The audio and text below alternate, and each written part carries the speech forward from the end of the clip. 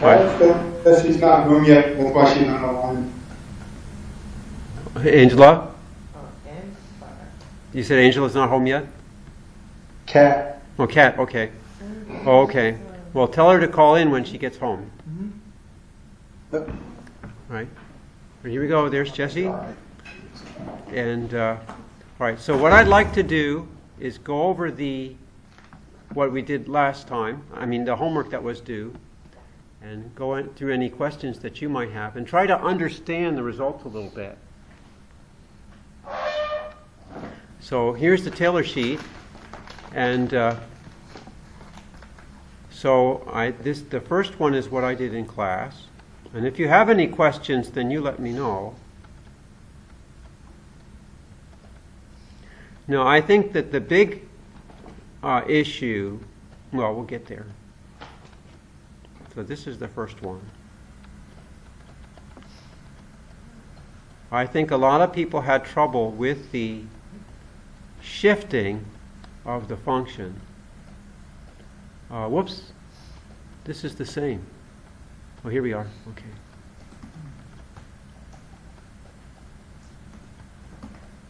I copied this from somebody, and I hope this one's right. All right. All right. So, as I pointed out to several people, this function, because the function was cosine 3x, and it's not zooming for me. I think it's because I'm trying to do too much at once. All right. The function cosine 3x has a 0 at 0. So this peak has to be when x equals 0. Okay, let's see if it is. All right, and it is. Okay. And you notice that the approximation is quite good here, and then it stinks. Okay. So the question that Anthony asked is, why does it only stink on one side? Why isn't it bad on both sides? Because the first one, the warm-up stunk on both. Yeah, on the warm-up, it seemed like you on one side it's bad, on the other side it's on the warm-up it seemed like it's bad on both sides, but here it's only bad on one side. All right, well, let's think about that. So here what we have is an expansion point. The expansion point was 0.5, I believe. Mm-hmm. Right. So I think that was really the sticking point. This whole thing about expansion point and the relationship between x and x vals and all of this stuff. And I think I didn't help matters because in the practice one, I did something that doesn't work in the other ones. But the point is that you, when you're evaluating the function, if you look down here, your values of x are in x vals. So when you're plotting the curve, you're interested in x vals, and the instruction says that the values of x have to go from minus 0.5 to 2.5. So that's x vals, not h vals. So h vals is displaced. H is the difference between your expansion point and your x value. Okay? So in order to make your x vals go from here, since your expansion point is displaced by 0.5, you have to subtract 0.5 from your h vals to make this work. So your h vals go from -1 to 2. All right, so you may have figured that out, you may not have figured that out, but that's really what you have to do. Okay? Because when you plot, you're plotting your x vals. So it's a shift. It's like with parent functions and horizontal shift. So the other thing was that when you do evaluate at the expansion, you have to evaluate these derivatives at the expansion point. So the expansion point was x equals 0.5. So you have to get the derivatives at the expansion point. So this was okay. What's all the NPs? What was that? The NP. All right, so because this person, yeah, if you do from NumPy import star, you don't need the NP dot. Okay. All right, so if you get used to looking at that. All right. So the other thing that I mentioned also is that the maximum is the maximum of the derivative over the range that you're looking at. So it's a number. It's not a function. It's a single number. And the derivative of this function was the 11th derivative of cosine 3x is, I don't remember what it is. I guess it's sine 3x, something like that. Sine 3x to the 11th power times 3 to the 11th power. So you just have to think that sine to the 3x always has to be less than 1. So that's where this 1 comes from. The 3 to the 11th comes from 11 derivatives, and the 1 comes from the fact that sine is always less than 1. Hey, Dr. Theron? Yes. Can you add Angela to the call? Sure.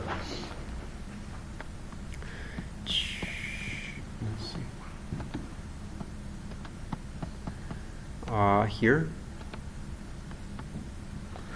I don't know if I can because I couldn't find her. What's her Gmail address? You ask her what her Gmail address is. I'll ask her. Or she can call me.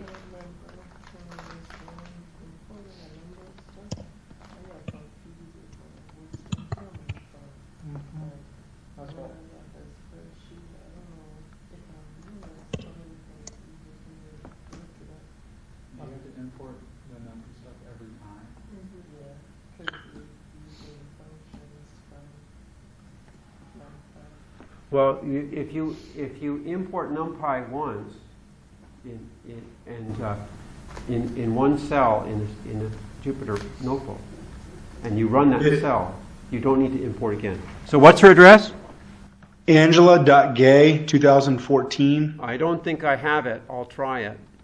at gmail.com. Angela.gay 2014.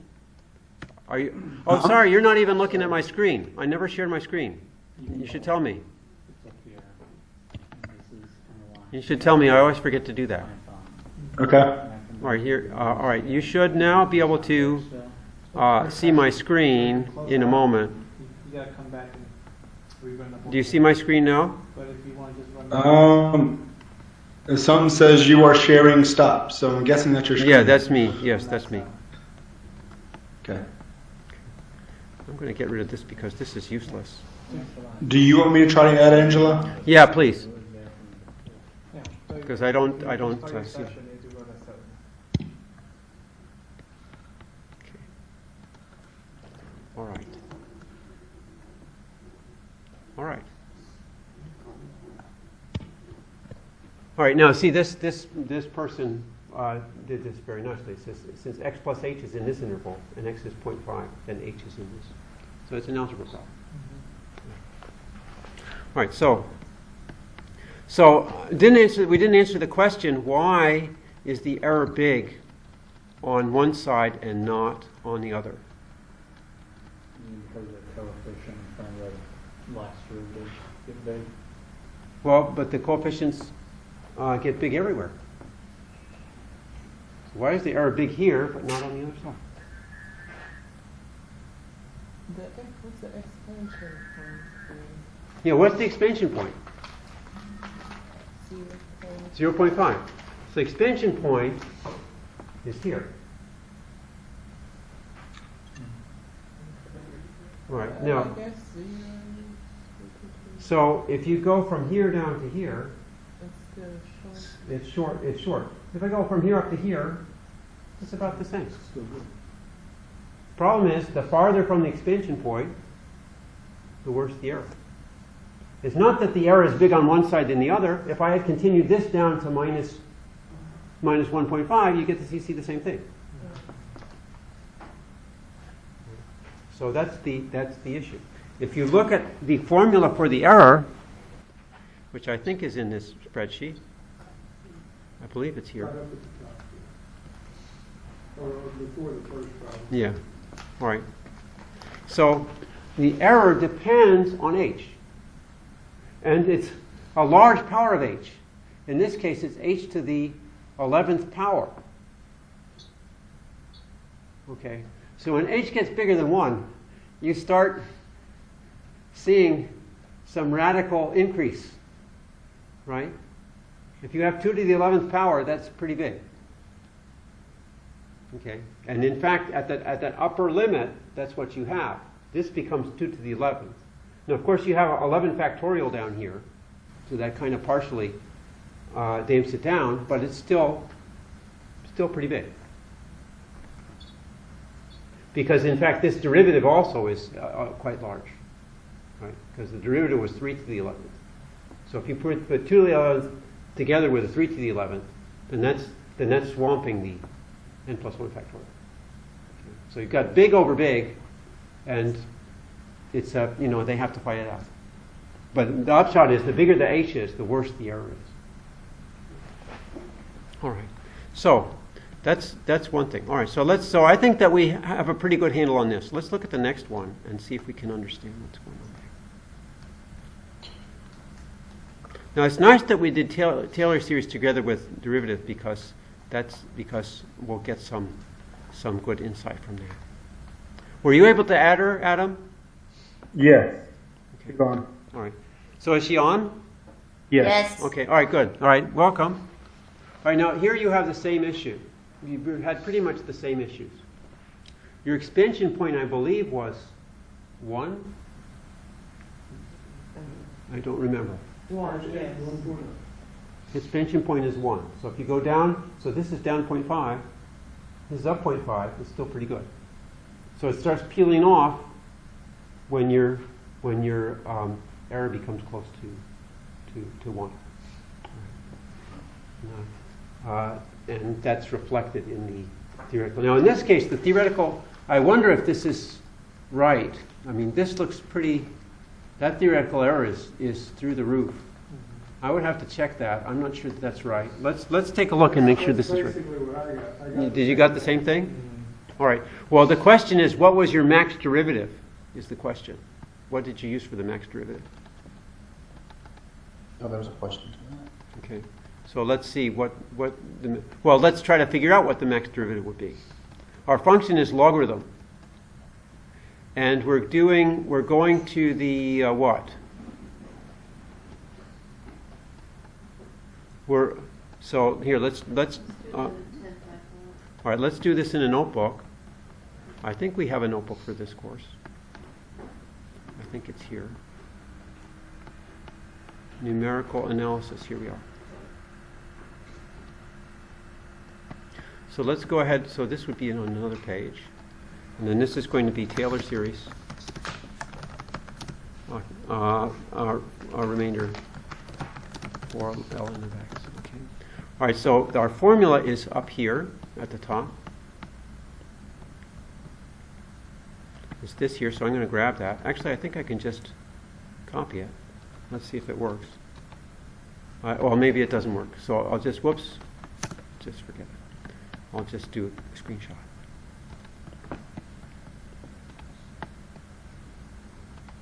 Okay, here.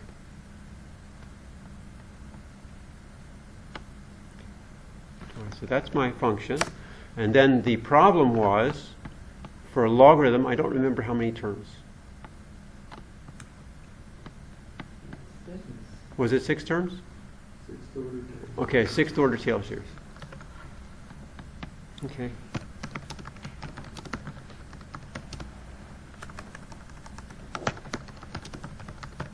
And then this was for, so that means n equals 6. All right, so let's see what we got here. So what we want to take is we want to take the 7th derivative of logarithm, right? So to find the remainder,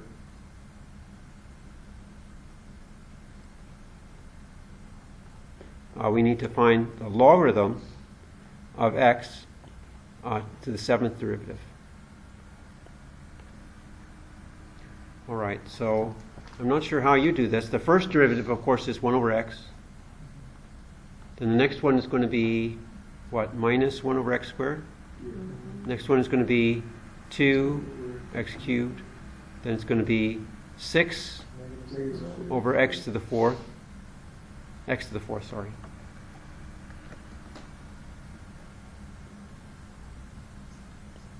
Okay. Now let's get the pattern here. I think we have enough to get the pattern. Okay. So one derivative has x squared in the bottom. Two derivatives has x cubed in the bottom. So I'm sure that seventh derivatives must have x to the 8 in the bottom. All right. Now here on the top here I have 1, here I have 2, here I have 6. What pattern is that? It's factorial. This is 3 factorial, and I had 4 on the bottom. Maybe 7. I can see X is 7. Oh, 7. Yes. Okay. Well, wait a minute. I said one derivative was x to the, yes, that's right, sorry. I missed the 1 in front, so that's x to the 7, yes. Okay, so what goes on top? And it should be 6 factorial. Now, is it positive or negative? Positive. It looks like the odd terms are positive and the even terms are negative, so this is positive. So this is my derivative. Okay. All right, now the question is, what value of we have to take y. We have to so we have to take f7 of y for y in x plus h. Okay. Now, what are my possible values for x plus h? X plus h is the place where I'm evaluating the function. So x plus h is between 0.5 and 2. All right. So I need to find where this function is biggest on this interval. Continually Okay. increases. Yes. Okay. So we need to find find the maximum of x plus h less than 0.5 less than 2 and then this was let's see, yeah, that's right. So this is going to be 6 factorial. I should say y. I'm sorry. This should be y in here instead of x plus h. Whoops. I'm erasing right. Okay. And this is 6 factorial over x to the y to the 7th. Sorry.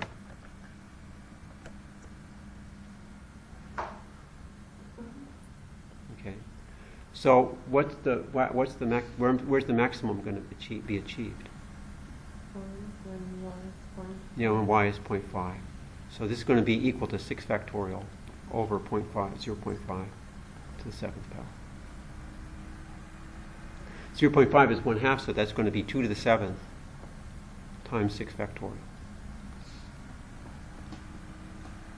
All right. So let's see if this person got it right.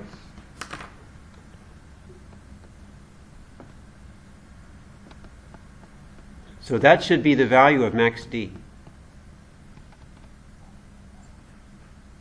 Whoops. Where's max d? Oh, look at that. What do you know? So give the person a star. Okay. Now, so the question, we might ask the question, why is the theoretical error so big compared to the actual error? Why is the theoretical error such a bad estimate of the error? I mean, it really should be not so. I mean, it's huge. It's huge compared to the actual error. In some ways, it's not a good estimate. So why is it so much bigger than the actual estimate? Any ideas?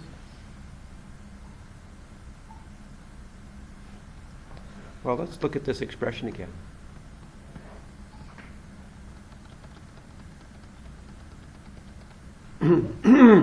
Sorry. Here is the expression. Right? We took the maximum of the derivative on this interval. So what value of y did we take? We took y equals 0.5. Where is 0.5 on this graph? It's way down here. But the place where we're estimating the error is way up here. Right. So the value for the derivative that we're using to estimate is really far away from the place where this error occurs. In fact, if we wanted to estimate this error here on this side of the expansion point, we could just take this interval from 1 to 2. Right? Because this derivative really is irrelevant as far as this interval is concerned. The derivative over here estimates the error on this side.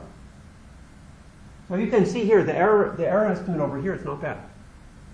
It's not bad. And the error is small because this distance is small compared to this one. So what I'm saying is that if I just wanted to estimate the error on this side, I could go from 1 to 2. And if I go from 1 to 2, then how would I change my max d? Okay. So if I wanted to find the error, if I wanted to estimate the error only to the right of the expansion point. So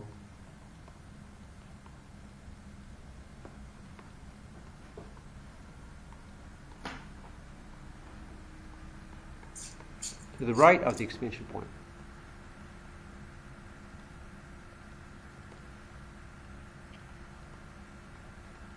In that case, I would only need to find max from 1 to 2 of 6 factorial over y to the 7. And what does that give me? 6 factorial. That's just 6 factorial. Quite a bit smaller. Okay. So let's plug that in and see what happens. If we plug that in and see if that's a little bit more reasonable.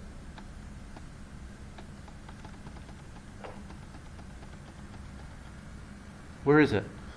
Where'd it go? Look, Higher? Okay. Okay.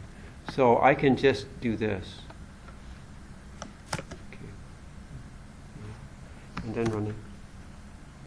And let's see if it runs.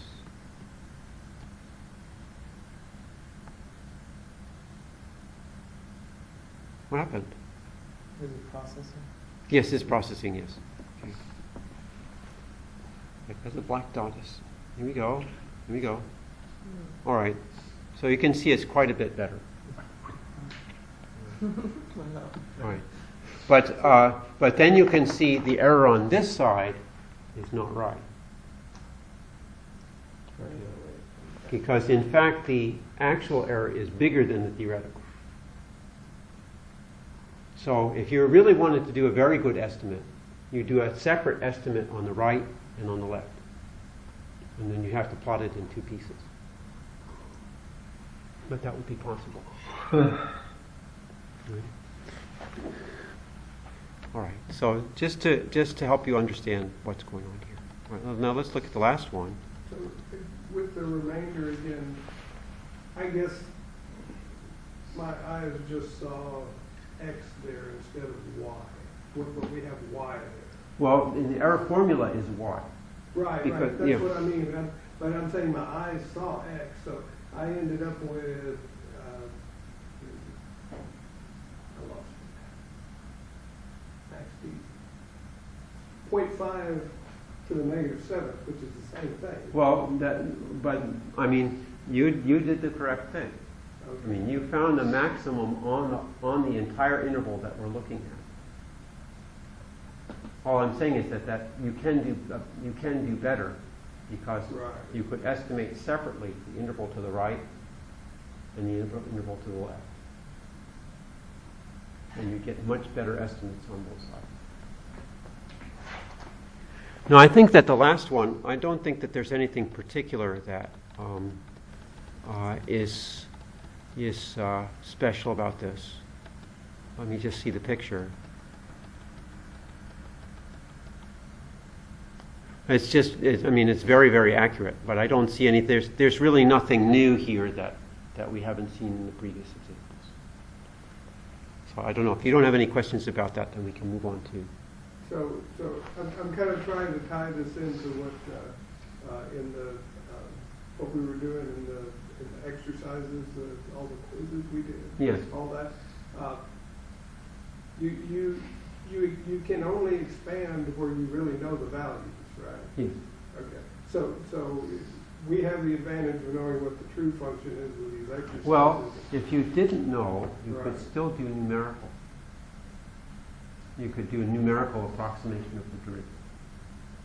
Okay. Right. I mean, you'd have to do numerically the first derivative, second derivative, third derivative, and so on. Right. I mean, what I'm getting at is we know the value at this point. If we want to know, farther away, do we have the luxury of changing where we expand? We don't, do we? Well, yes, you do, because you could, as I said, if you want to find a different expansion point, all you need to do is calculate the numerical derivatives at that point. Okay. You may not know the analytical form, you may not know the exact form, but you can calculate them numerically, Okay. which is the next section that we're about to talk about. Oh, Right? okay. Right? You did numerical derivatives, right? I guess so. I don't remember it by that name. The differentiation of continuous functions. Right. Yeah. We did 2 sheets, right? Yeah. Okay. So this is something we've already done. Yes. Okay. You found the first derivative Right. numerically, and you found the second derivative numerically. Right. Okay. Now you can do higher derivatives also. You Okay. can just take the derivative of the derivative, something like that. Gotcha. So you could do that. All right, so let's go on to the derivative one, and and you see some strange things. So let's try to understand why you see what you see. All right, so we got some formulas there. I guess that's clear enough. Forward difference because x is your expansion point, so you're taking a point to the right. This is what you usually think of when you think of derivative. But it turns out it's not the best way to find the derivative, because there's no reason why you couldn't go backward, and if you do centered, it turns out that you kind of cancel out stuff. And maybe it's a good idea for me to combine this with what we've just been talking about. So let's try that. So let me do.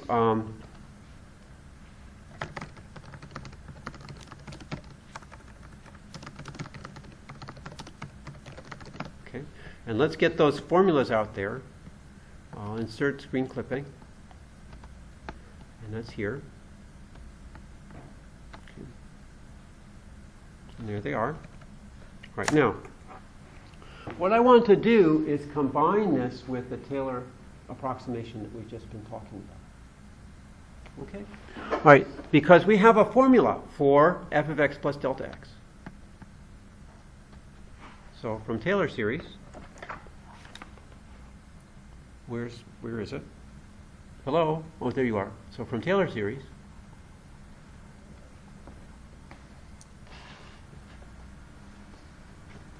okay, I have x plus delta x. That was exciting. All right. So this, I can write this as f of x. If I use x as my expansion point,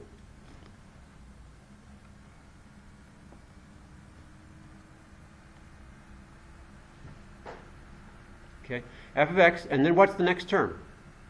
Here my delta x is serving as my h, okay? So think of delta x as h. What's the next term going to be? F prime x. You got a f prime of x times h, but my h is delta x. Okay. Then what's my next term? F prime prime of x times F double prime x times delta x over 2. delta x squared over 2 plus dot dot dot. Actually, maybe I want to go one more term. Well, I'll go just this far. Okay, that's fine. I'll save myself some work. All right. Now, the secret sauce of mathematics is substitution. All right, here I have an expression for f of x plus delta x, and there I've got f of x plus delta x. Why don't I substitute in and see what I get? Okay. So let's go. So if I do, so I'll substitute into the forward equation. And this really shows you, why Taylor series is very, very key. So forward difference. Sorry for my... All right, so if I substitute this in, I'm going to get, I have my quotient, and I've got my delta x on the bottom. And so here I'm substituting in for f of x plus delta x. So I have f of x plus f prime of x delta x plus f double prime of x delta x squared over 2 plus dot dot dot, and then minus f of x. Okay, so that's it, right? I got everything, right? I got my f of x plus delta x, I got my f of x. Okay, so what happens? Well, some stuff goes away. You lose your first and last term. I lose my first and last term. They will not be missed. Okay, what else do I lose? Delta x. I get a delta x going out. Okay, so what I get from this is, so this delta x goes out, I just get my f prime of x. Yay! That's what I want. But then I get something else. I get delta x over 2 times f double prime. All right? So what does that mean? That means that and there's more stuff, but this is the leading contribution to my error. What I want is f prime. So I'm almost there, but I got this junk. Okay, so that means that delta x over 2 times f double prime of x is equal to the leading term in the error. So what does this tell you? This tells you that my error is proportional to delta x. Now I've got some other junk, but if you think about it, the other junk is going to have higher powers of delta x. Right? Because if I went one more, I have delta x cubed. When I divide by delta x, I have delta x squared. So this tells me that my error is proportional to delta x and it's proportional to the second derivative. Okay, so it tells me two things, which are very key. Okay, so this tells me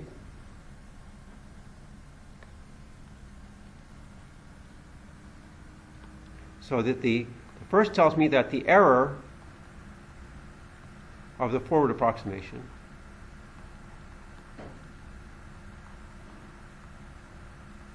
is proportional to delta x. Okay. Do you know this symbol, proportional to? Okay. But I can also say that means that the error, we also say that the error is big O of delta x. That's how we say that. It means the same thing. Question. Yeah. Can you remind me, because I realized when they explain this section, they also say that it has the same order, which I assume is the same. Well, that's what this big O means. Okay. It go ahead. Yeah, so I guess I'm trying to remember what it means when you say it has the same order in this sense. Okay, well, we'll see it from the graphs then. Okay. All right. All right. Now, we also have that the error is proportional to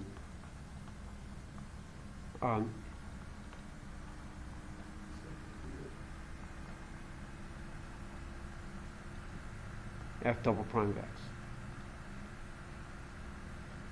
Okay.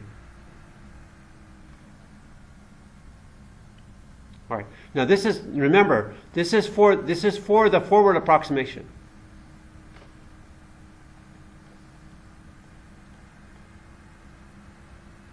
This is just for the forward approximation. I'm sorry. All right. Okay. All right. All right, now, but we have two other approximations, right? We have the backward. What happened to me? Okay. We have the backward approximation and the center difference. Okay? So what about backward and center difference?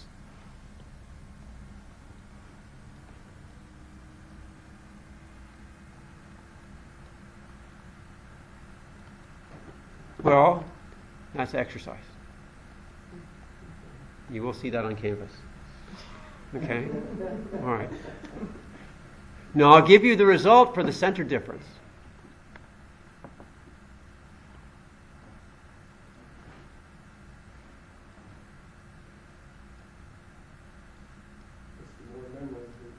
Okay, so the error, so the result for the center difference is that the error is big O of delta squared, delta x squared.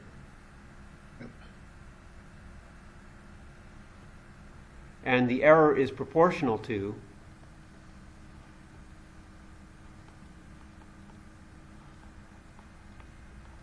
f triple prime.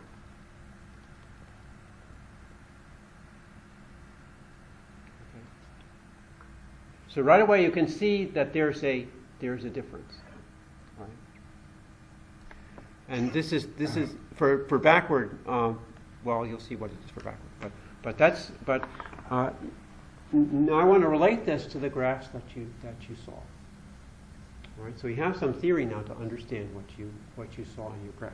All right, so let's look at this.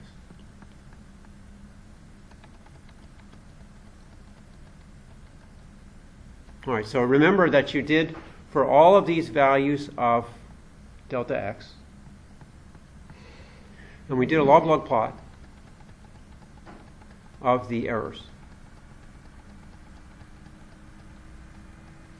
Okay. All right, and here we have the log-log plot. So first of all, you can see that there's a big difference between forward, backward, and center. All right. Now, how does this relate to the fact that the forward has order of delta x, and the backward has order of delta x squared? And I think I talked about this a little bit last time. So on the log-log plot,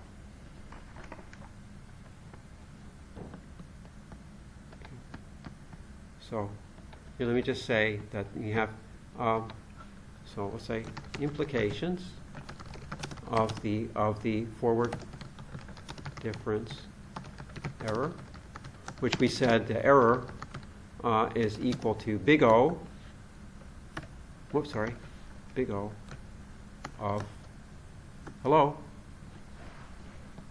Did you die on me? Okay, there we go. What is that? Uh-oh. How do you get out of this? You broke it.